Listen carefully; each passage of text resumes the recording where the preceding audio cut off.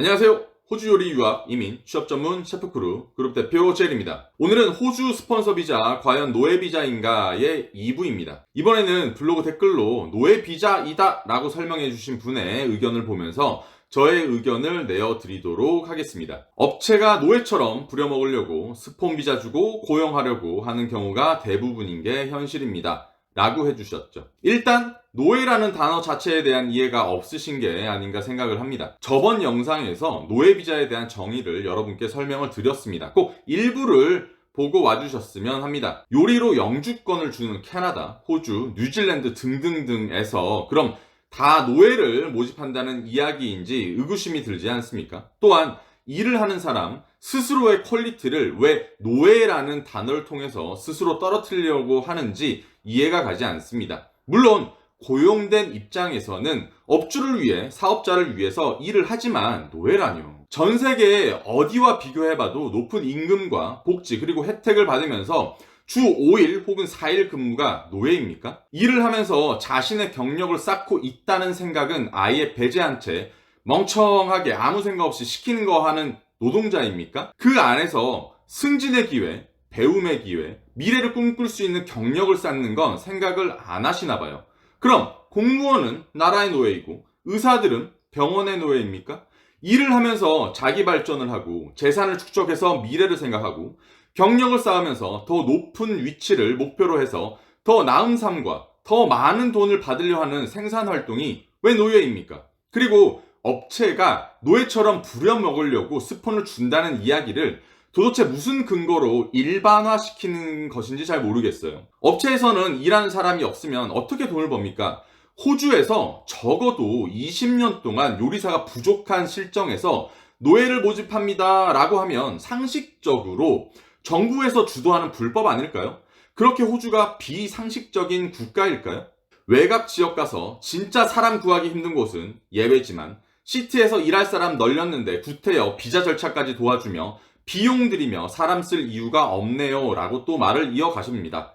모든 나라의 수도 혹은 대도시의 산업과 인구와 교육시설이 모여있는 것은 초등학생도 다 아는 사실입니다. 사람이 많으면 소비가 많고 소비를 하는 곳이면 산업이 들어서며 산업이 커지면 더 많은 투자가 생기고 또다시 반복적인 패턴으로 대도시가 탄생이 됩니다. 시티에서 일할 사람이 넘쳐나지만 그보다 더한 산업이 있고 일자리가 있고 업체들이 생겨나고 있습니다.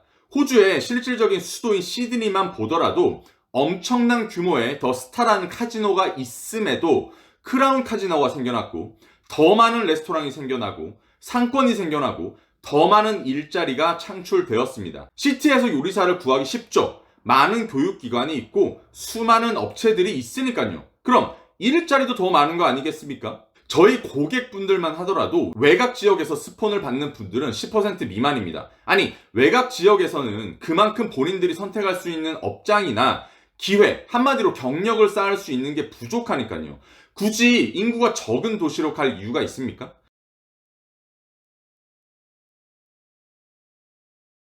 한국에서도 왜 사람들이 서울에 가서 공부하고 취업을 하려 합니까? 예전부터 호주 사람들이 하지 않으려 하는 요리사의 직업을 대체하기 위해 영주권이란 제도가 생겼고, 그래서 일할 사람이 널렸는데 그만큼 이 요식 산업 자체가 시드니 관광 산업의 근간입니다. 만약 과포한 상태여서 더 이상 요리사가 필요 없으면 영주권이란 스폰서 법 자체가 없어졌겠죠. 혹시 시드니에 다이닝 숫자가 몇 개 있는지 알고 하시는 얘기인 건지는 잘 모르겠습니다. 이분은 시드니 호주 다이닝 산업에 대해서 꼭 공부를 하고 오셨으면 좋겠어요. 이 다음번에 아주 기가 막힌 이야기를 하십니다. 영주권자보다 1.5인분, 2인분 일을 시켜도 참으며 일할 테니까요. 연봉 55K, 60K 주고 오버타임 페이 없이 50에서 60시간 일 시키면 업장이 인건비에서 이득이고 업무량도 많이 주고 그래서 쓰는 거라고 봅니다. 전 이 내용에서 이분은 절대로 요리사가 아니었고 혹은 캐나다나 다른 나라 유학원이나 혹은 이민업체가 확실하다고 깨달았습니다. 절대로 요리 산업에 대한 이해력이 없으시거나 영어를 못해서 한국말을 쓰는 업체에서 고생만 하셨을 거니까요. 자, 생각해 봅시다. 호주 사람이 있고, 혹은 영주권자가 있고, 혹은 다른 나라 사람이 있고, 혹은 스폰서를 받는 요리사가 한 업장에 있습니다. 같은 업장에서 일을 한다고 생각해봐요. 상식적으로 스폰서를 받는 사람을 차별해서 오버타임 시키는 게 말이 됩니까? 그것도 따로 빼가지고? 무슨 시집살이야? 노조와 노동법은 어디 팔아먹었습니까? 같은 업장에서 일하는 요리사를 스폰서가 들어갔다고 해서 이 사람한테는 다른 노동법을 적용시킵니까? 아니 그러다 감옥 가요. 도대체 어디에서 일을 하신 건지 진짜 모르겠네요. 진짜 이런 업체가 있다고요? 증거를 주세요. 그럼 제가 직접 신고해 드리겠습니다. 그리고 레스토랑, 이 요리사라는 업계는 오버타임이 당연시 돼요. 이걸 하기 싫잖아요? 절대로 요리사 하지 마세요. 오버타임을 안 하고 딱딱 시간 맞춰서 퇴근하는 업종도 있습니다. 예를 들어서 RSL 클럽이나 주정부 정부에서 관리하는 업체들, 호텔 중에서도 연회장, 카페 등등이죠. 또한 스폰서를 대부분의 사람들이 경력이 3에서 4년 정도 되는 사람들입니다. 아니 그 정도 경력이면 제일 일을 많이 하고 배울 때야. 그 위치가 대미나 CDP 정도면 더 많이 일하고 더 많이 뛰어다니고 더 해야 인정받죠.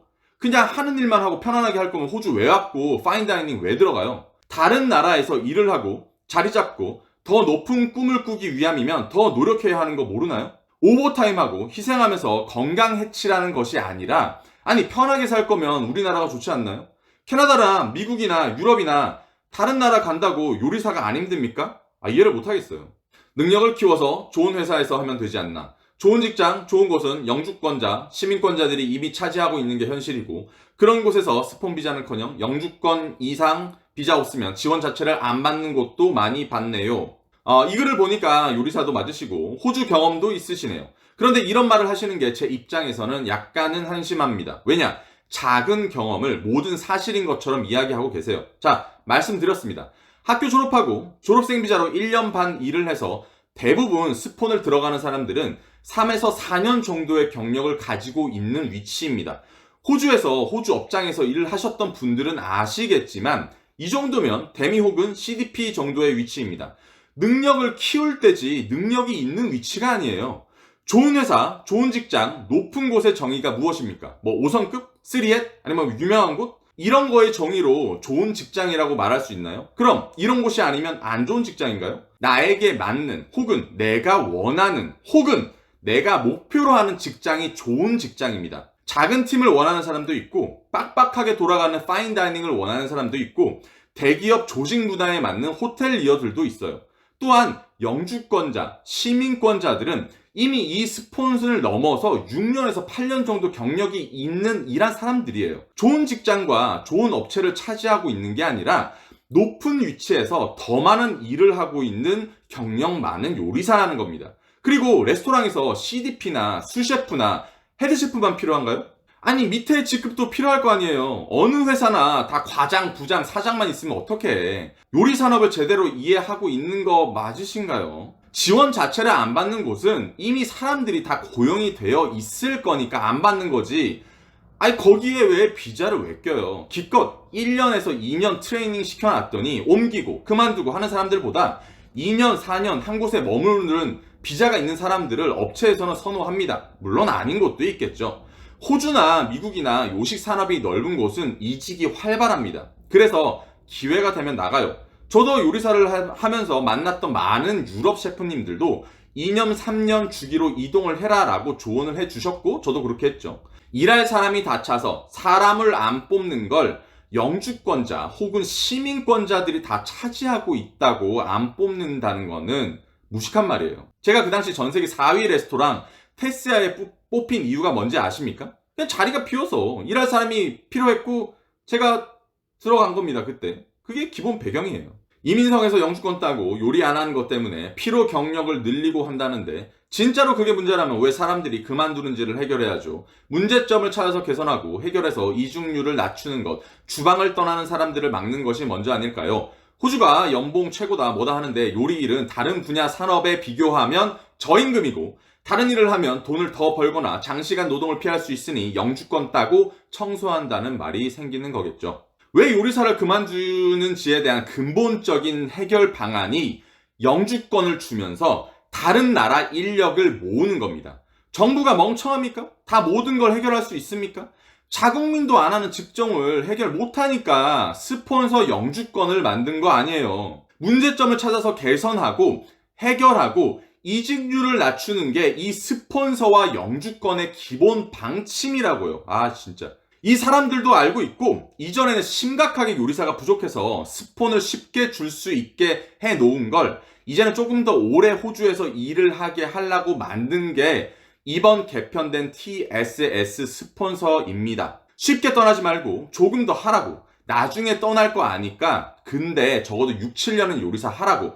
또한 제가 일부에서 말씀드렸다시피 다른 분야가 더 많이 벌고 더 스트레스 없고 장시간 노동 피할 수 있는 거 몰라요? 나도 알고 왔다고. 그런데 적어도 나는 공부를 못해.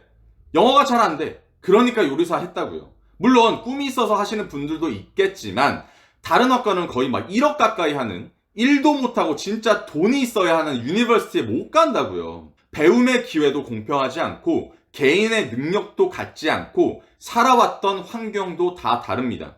누구는 돈 잘 벌고 수트 입고 다니고 오전 9시부터 오후 5시까지 회사에서 일하는 거 안 하고 싶습니까? 왜 다른 산업이랑 비교를 합니까? 요리사를 해서 요리 산업에서도 충분히 다른 일을 할 수 있는 능력을 키우면 되지 않습니까?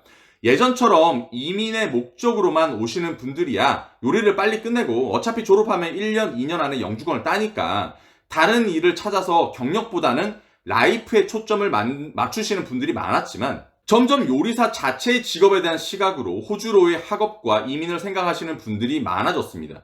그 어느 분야보다 스폰이나 호주에 정착이 쉽고 돈을 많이 쓰지 않아도 되는 분야인데 힘들어요. 요리를 해보았던 안 해봤던 육체 노동이 쉽습니까? 그렇다고 경력이 생기면 안 힘든가요? 더 많은 의무와 그에 따른 책임이 뒤따르죠. 모든 직업과도 마찬가지로요. 요리사만큼 돈 많이 받으면서 초반에 정착할 수 있는 학과가 어떤 게 있습니까?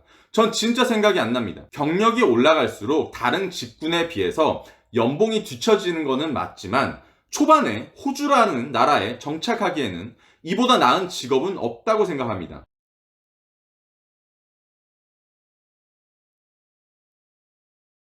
아침 7시부터 새벽 1시까지 일한다고요? 매일? 그 레스토랑이 얼마나 유명하는지 어떤지를 떠나서 그게 사람이 할 짓인가요? 그냥 업체가 유명하고 일하려는 사람이 많으니까 이용해 먹는 거 그 이상 그 이하도 아니죠.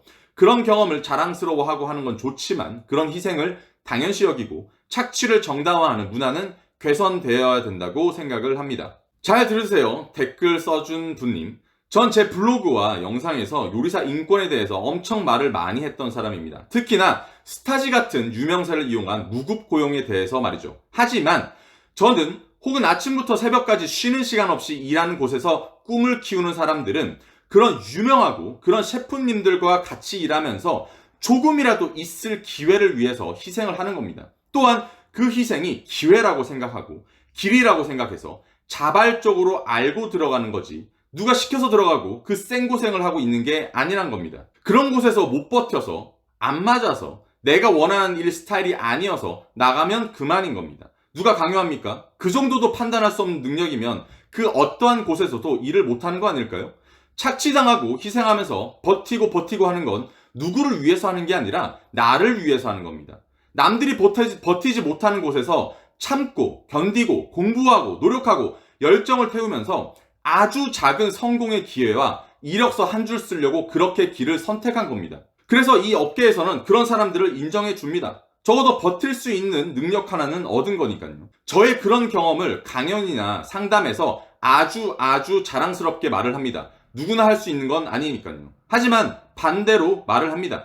요리사가 그런 작은 파인다이닝 산업에서 생고생할 필요 없이 비스트로나 카페, 일반 다이닝의 산업도 파인다이닝의 산업보다 넓고 다양하고 기회도 많고 적은 노력이 필요할 수 있다고요. 요리사 산업은 넓습니다. 다양합니다. 본인이 선택하는 겁니다.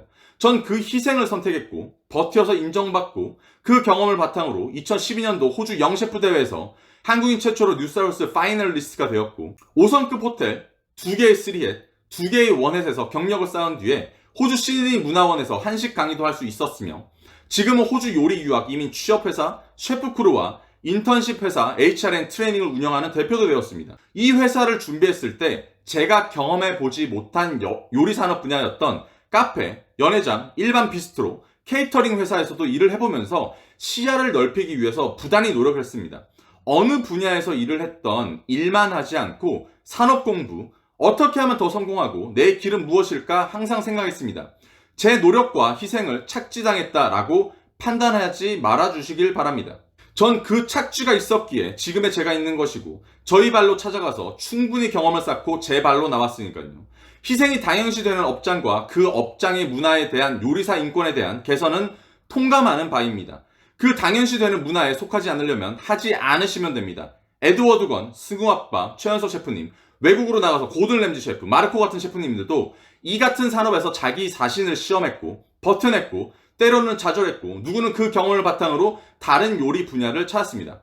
전 요리를 시작하려 하시는 분들께 희생을 당연히 해라 라고 합니다. 하지만 다른 직업은 안 그렇습니까? 원래 그런 분야입니다. 하지만 그렇지 않은 요리 산업 분야도 설명해 줍니다. 너무나 다양한 요리 분야에서 하나의 정답만이 존재하지 않습니다. 개개인의 능력과 환경에 따른 경험이 다르듯이 어느 업장에서 본인의 잠재력이 튀어나올지 모르죠. 아침 7시부터 새벽까지 일해서 만들어내는 결과물과 경험 등을 배울 수 있고 볼 수 있다는 건 적어도 그런 분야를 목표로 하시는 분들께는 꿈의 직장입니다. 제가 어릴 때 세계 1위 레스토랑인 노마에서 그런 기회가 온다면 전 바로 기회를 잡겠습니다. 새벽부터 새벽까지 일해도 좋고 희생할 각오도 되어 있습니다. 더 노력할 마음도 있습니다. 저를 이용해 주셔서 감사합니다 라고 말도 할 겁니다. 저의 꿈을 위해, 미래를 위해 외국에서 힘겹게 살려고 마음먹고 한국을 떠나온 것이니까요. 제가 너무 진지하게 영상을 만들었는 것 같습니다. 이번 주제는 1, 2부로 나뉜 아주 긴 호흡의 영상이었는데 지루한 주제가 아니었는지 모르겠네요. 그래도 끝까지 영상을 봐주신 여러분들께 감사의 말씀을 드리고요. 늘 하는 말입니다. 건강하시고 체력관리, 열정관리 하시길 바랍니다. 그럼 다음 영상으로 다시 찾아뵙겠습니다. 안녕!